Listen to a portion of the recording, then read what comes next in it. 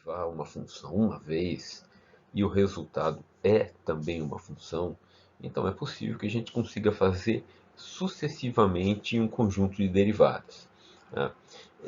Essas derivadas sucessivas, derivadas que são feitas posteriormente à primeira função, matematicamente elas vão representando sempre funções que fornecem para a gente a inclinação de retas tangentes a um determinado ponto. Porém, quando a gente dota cada uma dessas grandezas, cada uma das funções com uma grandeza real, é possível que o resultado da derivada continue me dando uma nova grandeza. Por exemplo, é o que acontece em física quando a gente estuda movimento. Se você tiver uma expressão que te forneça a posição de um objeto se movendo ao longo do tempo, né? Ou seja, se você colocar um valor de tempo, você sabe onde que ele está. Uma vez conhecida essa equação, essa função melhor, se você fizer a derivada dessa função, o resultado da derivada vai te dar a velocidade. Então você vai chegar numa nova função, né, que se você substituir o valor de tempo, você sabe qual é a velocidade que ele tem naquela posição que você tinha anteriormente. E se você derivar novamente, a derivada da velocidade com o tempo me dá aceleração, que é uma outra grandeza importante também, por exemplo, dentro de física. Isso acontece com outras grandezas também, tá? Com outras grandezas físicas. Essas derivadas sucessivas, elas são denominadas de derivadas de ordem superior. Então, quando você deriva uma vez, você achou a primeira derivada. Nada impede você derivar de novo, aí você tem a segunda derivada ou a derivada de segunda ordem. Se você derivar de novo, você tem a derivada de terceira ordem e por aí vai. Tá? Então, neste problema aqui, por exemplo, ou neste exemplo aqui, nós temos exatamente isso. Tem uma função polinomial. Tá? Se eu fizer a derivada dessa função, é um polinômio, então é fácil. Pega esse 3, joga ali, multiplica o 4, fica 2 vezes x ao quadrado, porque você subtrai 1 daquele 3 que está no expoente, menos, este 2 vem multiplicando o 2 aqui da frente, então fica 4 vezes x elevado a 2 menos 1, que dá 1, né? Então fica x elevado a 1, mais 5 vezes o expoente de x aqui é 1, 1 vezes 5 dá 5, vezes x elevado a zero, que é 1. Então isso aqui é a primeira derivada. Quando você deriva de novo essa expressão, você está achando a derivada de segunda ordem.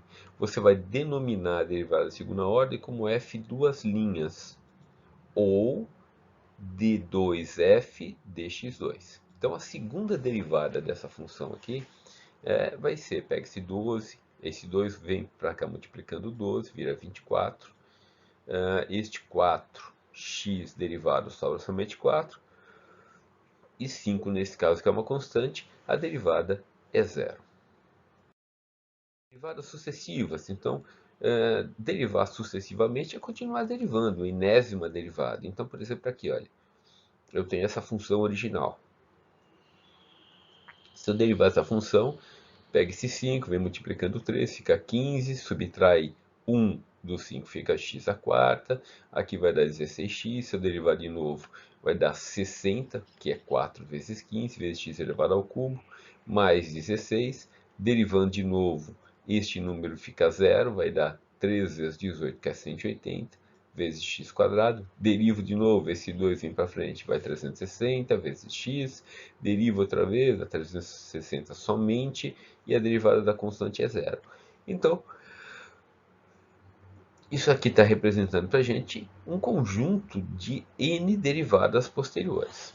Aqui, por exemplo, se você relembrar o conceito anterior que nós vimos de derivadas de funções elementares, né, e de derivadas de funções compostas, né, nós temos o seguinte, ó, e elevado a x sobre 2 é uma função composta, né? Por quê? Porque você tem uma exponencial elevada a um expoente que tem uma variável, a derivada de uma exponencial que tem uma variável x lá em cima, é exatamente ela. Tá? Então, se você derivar este cara, dá ele mesmo. Só que você precisa multiplicar isso pela derivada do expoente. Lembra? É a regra da cadeia. Deriva a função e multiplica pela derivada daquela outra função que está implícita lá dentro. Então eu tenho x sobre 2, derivada de x sobre 2 é meio. Aí se eu derivar de novo, mesma coisa. Isso aqui permanece do jeito que está, né? Vezes a derivada, desculpe, vezes a derivada de x sobre 2. A derivada de x sobre 2 é 1 sobre 2, é meio, que vezes o meio que já existia virou 1/4, e aí vai sucessivamente, essa coisa vai aumentando. Em algumas situações onde as funções elas não estão bem separadinhas, ou elas são apresentadas num formato que às vezes é útil naquela situação. Então, imagine que você tem uma função que do mesmo lado da igualdade ela envolva tanto x quanto y. É o que a gente está dizendo aqui. Ó. Eu tenho uma função que de um lado da igualdade, do zero aqui, você tem tantos valores envolvendo x quanto valores envolvendo y. Tá? A gente diz que uma função é chamada de uma função implícita quando você pode substituir o y pela própria função, e se você fizer isso, substituir o y pela própria função, essa função, essa relação se transforma numa identidade, ela vira 1. Então, por exemplo, aqui, ó, suponha que você tenha essa expressão aqui. Ó. Esse é o meu ponto de partida. Isso aqui é o meu f de x. Bom, neste caso, tem problemas que não dá para fazer, mas neste caso, eu consigo isolar o y. Se eu isolar o y aqui, olha, eu pego este 1, passo para o lado de lá, ele vai com o sinal positivo, que está aqui. Eu pego esse x quadrado, passo para o lado de lá, ele vai com o sinal negativo. Tá? Então vai ficar 1 menos x ao quadrado. E entre esse 2 que está dividindo o x, ele vai passar multiplicando quem ficou do lado de lá. Então você vai ter essa expressão. Se você pegar, obviamente, essa expressão e substituir no lugar de y aqui, ó, né, e o resultado dá 1 sobre 1. Né, que era mais ou menos óbvio, mas isso é o que define para a gente uma função implícita. Faz a derivada de uma função que está na forma implícita. Tá? Então, a forma que a gente utiliza a derivada de uma função que está no formato como função implícita é simplesmente a derivada usando a regra da cadeia. Então, logo aqui embaixo, olha, a gente tem um exemplo onde eu tenho uma função que ela está escrita na forma implícita, à esquerda, aquele quadradinho que tem que está azulado, e do lado direito eu explicitei essa função. Então o que eu fiz? Eu isolei o y. Tá? É a mesma função, só está escrita no formato diferente. Então, a função que está no quadrinho azul à esquerda, tá? Essa função está sendo derivada neste formato que a gente está dizendo aqui, ó, usando essa regra da cadeia. E no lado direito é a derivada que a gente já sabe como fazer. Então, olha só. Quando você pega, vamos acompanhar o lado esquerdo aqui. Quando você pega aqui x ao quadrado mais y ao quadrado igual a 1, e eu derivo, então eu vou derivar x ao quadrado, derivada de x ao quadrado é 2x. Aí, derivada de y ao quadrado. Bom, derivada de y ao quadrado é 2y. Mas como y é uma função de x, tá? Então, o y como uma função de x vai ficar um dy dx, é uma derivada composta. Eu derivo o y, e como o y é função de um outro sujeito, eu derivo este outro sujeito, só que em relação a este outro sujeito, que é o x. Né? E isso é o que a gente está chamando de y'. Tá? Y' nada mais é que dy dx. Tá? Então, e o lado direito, quando você deriva 1, é uma constante, dá zero. Então, se você isolar o y', que é justamente a derivada da função implícita, a função implícita é o y, eu pego esse 2, passo para lá de lá, pego esse 2y, passo dividindo, simplifico, troco o sinal, cheguei na relação. Então, isso aqui, olha, é o procedimento para a derivada de função composta, ou seja, eu usei a regra da cadeia, principalmente aqui, ó, nesse trecho, para este aqui. Bom, outro lado é a derivada normal. Eu tinha isolado o y, né? Peguei esse x ao quadrado, passei para lado de lá, ele trocou o sinal, ficou 1 menos x quadrado. E aí, como o y estava ao quadrado, tirei a raiz. Bom, agora eu vou derivar esse cara, só para mostrar que a gente chega no mesmo resultado. Então, quando você deriva isso daqui, é uma função composta. Então, eu pego este meio, jogo aqui para frente, e lá do expoente eu subtraio 1.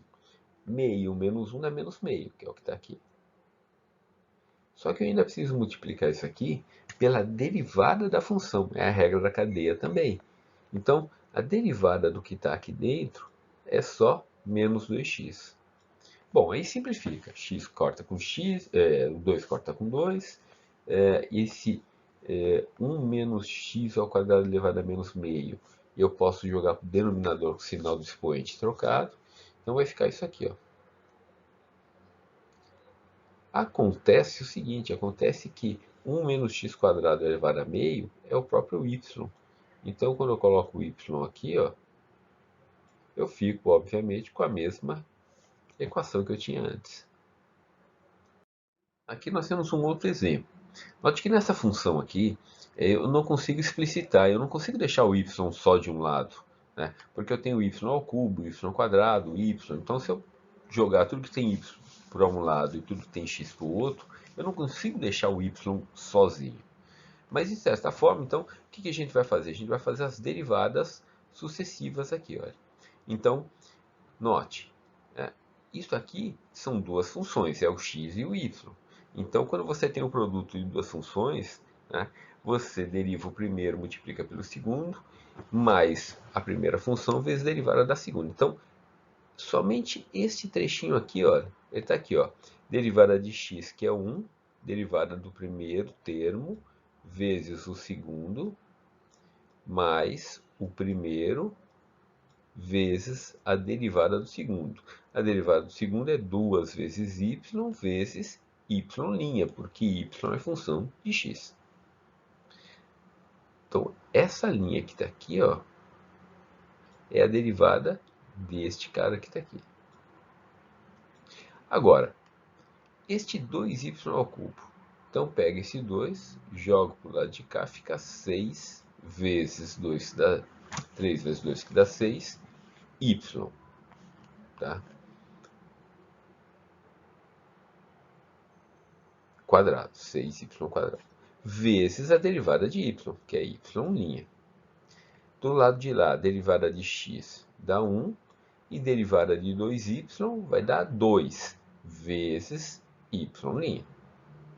Agora, eu agrupo todo mundo que tem linha aqui, né, e isolo o y'. Então, o y' é a derivada desta função aqui.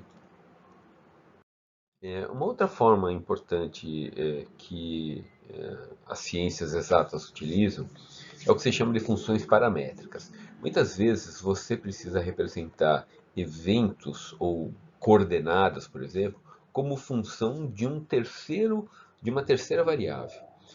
Em física isso é muito comum para designar um movimento, por exemplo, num plano como função do tempo. Se você pegar, por exemplo, uma impressora 3D, ou uma máquina, um plot, né? uma impressora, por exemplo, de desenho. Como que a caneta sabe aonde que ela tem que estar? Então ela tem que estar numa coordenada x e y, num par de coordenadas x e y, em função do tempo. Então, cada coordenada x e cada coordenada y, elas são funções de uma terceira variável que é o t, neste caso aqui, por exemplo, o tempo. Tá? Então, este formato aqui é o que a gente chama de uma função paramétrica. É uma função que tanto um termo quanto o outro vão fornecer para a gente um par, ordenado de valores quando eu pego um valor, por exemplo, de tempo, coloco aqui, e o mesmo valor de tempo aqui. Quando eu coloco o valor de tempo na função de cima, eu acho uma posição x. Quando eu coloco o mesmo valor de tempo na posição y, eu acho, na equação de baixo, eu acho a posição y, e isso gera este ponto que está aqui no espaço. Bem, então a função paramétrica é isso. É quando você tem duas funções, um x e um y, pode ter até um z, pode ter uma terceira coordenada, né? Todas dependentes de um cara comum. Neste caso aqui, por exemplo, a letra t, que do ponto de vista, digamos, físico, costuma representar o tempo. Agora, como que a gente faz a derivada daquela função paramétrica? Então, a derivada da função paramétrica, ou seja, dy dx, né, ou f', né, ela vai ser, para cada uma delas, vai ser a derivada de uma dividido pela derivada da outra. Então, dy dx é x' sobre y'. Então, por exemplo, considere que x é 4x ao cubo t e que y é 4 seno ao cubo de t. Então, isso aqui são funções. Isso aqui é uma função trigonométrica. Tá? Se você, até aconselho você, pega lá o GeoGebra e faz o plot dessa função, para você ver que cara que tem isso daqui. Então, nós vamos ter o seguinte. Para você derivar, você tem que fazer a razão entre a derivada de x e a derivada de y. Então, se você derivar o x que está aqui, ó, então vai ficar, veja, é uma derivada composta. Eu preciso pegar esse 3 que está no expoente, passar aqui multiplicando 4, fica 12. No lugar do expoente, que era o cubo, fica quadrado. Mas eu não posso esquecer que eu tenho que multiplicar a função seno, tá? A função cosseno. E a derivada de cosseno, pela tabelinha que a gente viu lá atrás, é menos seno. Portanto, x' é 12 cosseno ao quadrado de t vezes menos seno de t. E o y' é a mesma coisa, né? Olha, pega esse 3, joga aqui para frente, vai dar 12 seno ao quadrado, porque você subtraiu o 1 aqui do expoente, vezes a derivada da função seno. E a derivada da função seno é cosseno, aquelas tabelinhas anteriores. Bom, então aqui, olha, é o x' de um e o x' do outro. Dividindo uma expressão pela outra, eu acho a derivada desta coisa que está aqui. Então, basta dividir, né, o de cima pelo de baixo, ou melhor, o de baixo pelo de cima aqui, né, y' sobre x', ou dx, dy dividido por dx. Né, o 12 simplifica com 12. Né, este quadrado do seno simplifica com esse seno aqui de baixo. Este cosseno com o quadrado do cosseno de cima. Então vai sobrar seno sobre cosseno com o sinal negativo daqui. Ó. E isso vai dar menos tangente de y. Bem, uma coisa que é possível de se determinar é que quando você tem uma função paramétrica, na verdade você está criando uma terceira variável, mas é possível escrever, né, se você isolar o tempo de uma e o tempo da outra, é possível você escrever o x e o y como uma função implícita ou explícita sem depender de t. Então, vamos pegar um exemplo aqui, olha.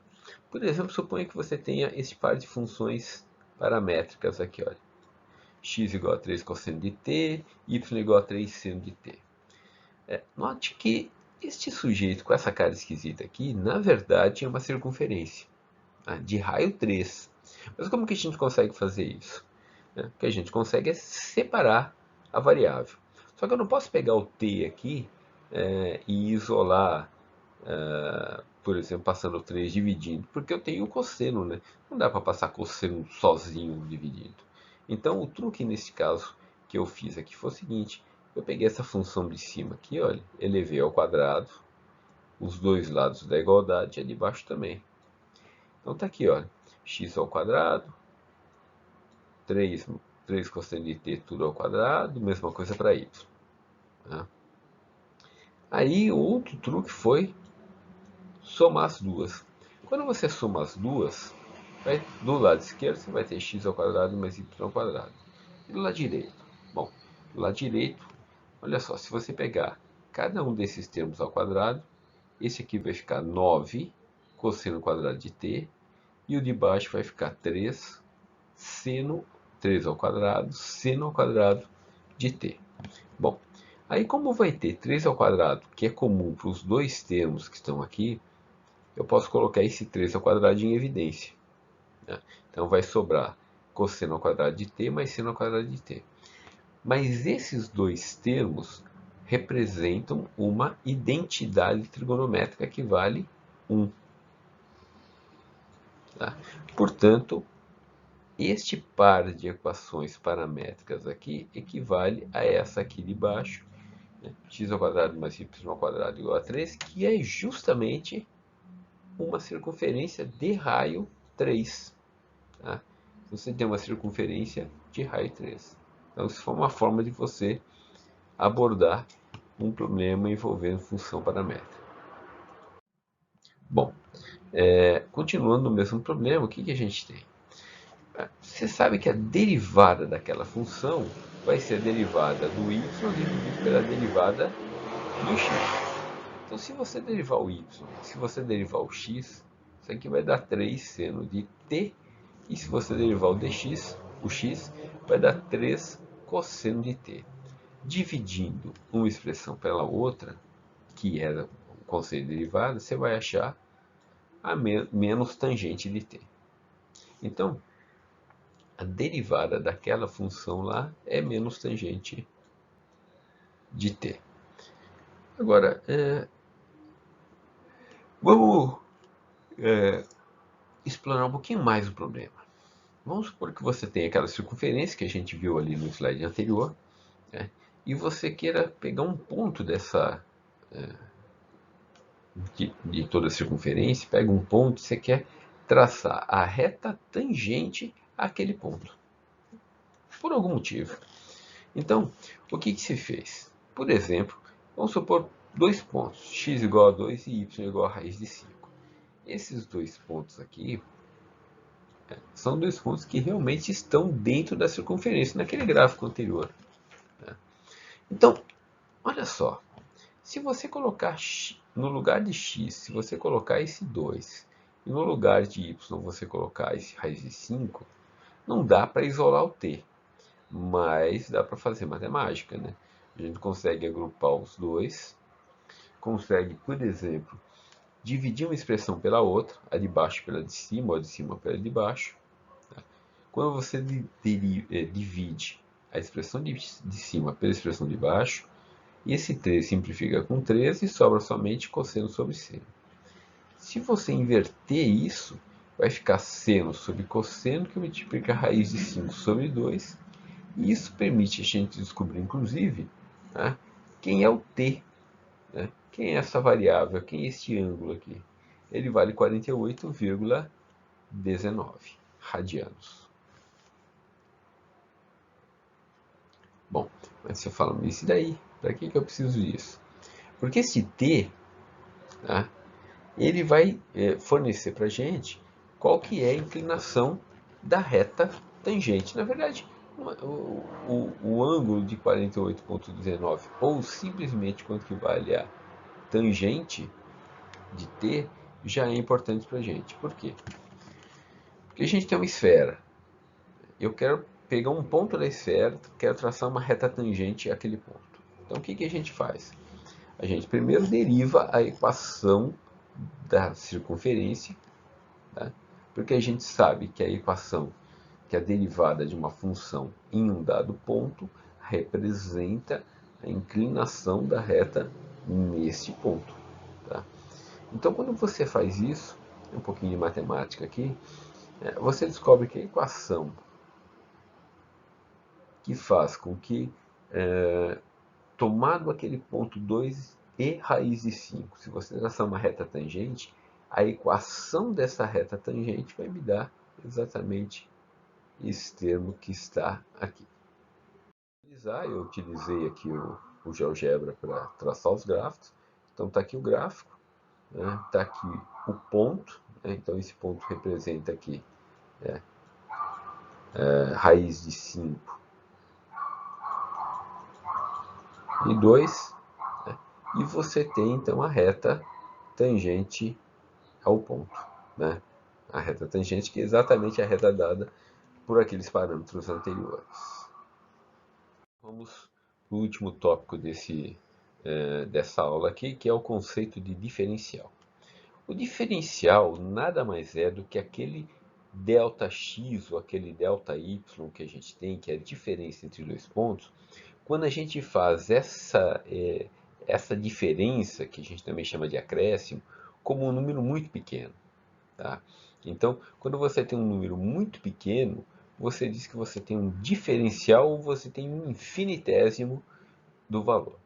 Só que muitas vezes, esse infinitésimo, que seria um cara muito pequeno comparado com o delta, então o delta é um sujeito maior. Mas quando você diz o diferencial é um cara muito pequeno em relação ao espaço todo de função válida que te interessa.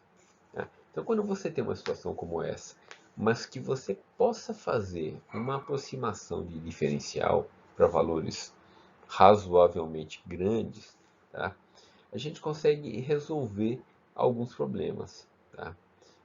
Vai aparecer já um exemplo bastante interessante, mas, sei lá, vamos pegar um problema, uma situação específica aqui, por exemplo, para entender o que é o diferencial. Suponha que você tem uma função como essa aqui, ó. Então, ele quer saber o quanto aumenta em y quando o x for 3 e o x variar 0,01. Como que aumenta o y? Então, que é o diferencial? O diferencial é a diferença entre, na verdade o acréscimo, né? É a diferença entre a função em dois pontos. Então foi o que a gente fez aqui, olha. Eu peguei a função no ponto que é a soma de x com ΔX, aqui, menos a função no ponto x, que é 3. Quando você faz a conta, você percebe que o acréscimo, né, em um eixo, tá, produz um acréscimo no outro eixo. E é isso que ele quis dizer. Então, por exemplo, aqui está dizendo que quando o x aumenta 0,01, o y aumenta 0,0602. Vamos abordar mais um exemplo. Suponha que você queira calcular a raiz cúbica de 65,5. Mas a gente vai fazer isso usando o diferencial, tá? Para a gente ver o que acontece. Então, olha só. Se você tivesse raiz cúbica de 64, ele seria um número redondo, exato. Porque se você pegar 64, a raiz cúbica, se você pegar 4, né, vezes 4 vezes 4, vai dar 64. Porque 4 vezes 4 dá 16, vezes 4, 64. Tá? Então, se fosse 64, você teria a raiz exata. Porém, né, eu não tenho 64, tenho 65,5. Então, a gente sabe que a raiz cúbica de 65,5 vai ser um pouquinho maior do que a raiz cúbica de 64. Né? Então, não vai ser 4, mas vai ser 4 e mais alguma coisinha. E quanto que é essa alguma coisinha de forma mais simples que a gente possa fazer? Então, vamos pensar no seguinte, olha só. Suponha que você tem a tua função y. A tua função y mais um determinado acréscimo é igual à tua função x mais um determinado acréscimo. Como a tua função x é uma raiz, então eu vou fazer o seguinte, ó. Eu vou supor que o x seja aquele número que eu já conheço, que é o 64, e o ΔX seja aquele acréscimo de 1,5. Né? Então, tá aqui, olha. Eu fiz o x igual a 64 e fiz o ΔX igual a 1,5.